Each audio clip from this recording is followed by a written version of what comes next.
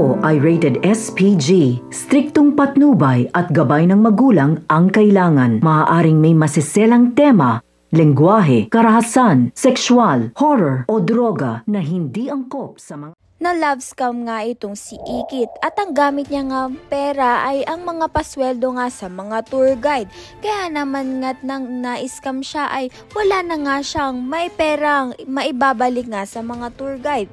Kaya naman nga't ang tanging paraan na nga lang upang ngang mabayaran nga ni Ikit at mapasweldo nga ang mga tour guide mangibang bansa siya. Ang destinasyon nga nito ni Ikit ay pa Japan dahil na nga rin sa nalaman nga ng mga kaibigan nito ni Ikit na may Victor nga sa Japan, kaya naman nga't susugurin nga ni Ikit ito ngang si Victor upang ngang singilin sa na-scam niya. Makikita nga ni Ikit itong si Victor, ngunit hindi nga siya ang nang-scam dito kay Ikit, kung hindi nga ito ngang si Angela at ang kaibigan niya.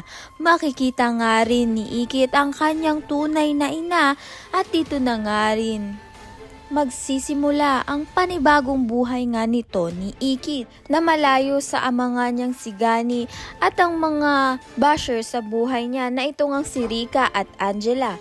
Ayan at iba pa ang dapat natin pakabangan. Maraming salamat sa iyong panunood.